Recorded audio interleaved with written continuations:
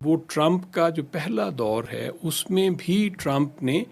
جو trade deficits تھا U S کا چائنا کے ساتھ اس کو ایک پولیٹیکل ایشو بنایا، اور انہوں نے کہا کہ جی ہمارا اصل جو معاشی مفاد عالمی سطح پہ ہے وہ چائنا اس کا سب سے بڑا جو ہے وہ تھریٹ ہے۔ اس کو انہوں نے اس کی تعریف ٹریڈ ڈیفیسٹ کی روشنی میں کی، لیکن ٹریڈ ڈیفیسٹ جو ہے وہ ایک اس طرح کا ایک اشاریہ ہے جس کو ان پیک کرنا پڑتا ہے۔ اب یہ دیکھیے آپ یو ایس کی ٹوٹل جو لاسٹ فل ایئر ڈیٹا ہمارے پاس ہے 2023 کا، تو وہ 3.8 ٹریلین ڈالر کی امپورٹس یو ایس میں ہیں from all over the world, اور اس میں 1.2 ٹریلین ڈالر کا خسارہ ہے، تجارتی خسارہ جو ہے وہ، اور اس کا تقریباً آدھا چائنا سے آ رہا ہے۔ ٹھیک، آپ یوں کہیے کہ جی مور اور لیس 40-45%۔ تو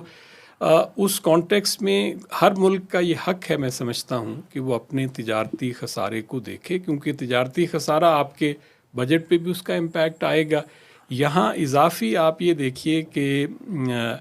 اگر کوئی ملک مینوفیکچرنگ کیپیسٹی لوز کر جاتا ہے تو اس کے ساتھ بہت ساری چیزیں وہ لوز کر جاتا ہے، اس کی انوویشن کی کیپیسٹی چلی جاتی ہے، اس کا ٹریڈ ڈیفیسٹ تو بڑھے گا ہی، وہ سسٹینیبل نہیں ہے۔ امپلائمنٹ، جس طرح کی اسٹیبل امپلائمنٹ جو ہے وہ مینوفیکچرنگ سے آتی ہے، وہ دوسرے سیکٹر سے اس طرح کی نہیں آتی ہے۔ پھر یو ایس میں ایک اضافی جو ان کو خدشہ اور خطرہ ہے وہ یو ایس کا ریزرو کرنسی نہ رہنے کی پاسبلٹی جو ہے وہ ہے کہ اگر چائنا بہت بڑا ٹریڈ جائنٹ بن جاتا ہے اور وہ اگر اپنے پارٹنرز کو انڈیوس کرتا ہے یا فورس کرتا ہے to use their own currency for trading, تو یہ جو گلوبل اسٹرینگتھ ہے ڈالر کی، جو کہ یو ایس اکانومی کی ایک اسٹرینگتھ بھی ہے، اس پہ بھی تھریٹ آ سکتے ہیں۔ یہ سر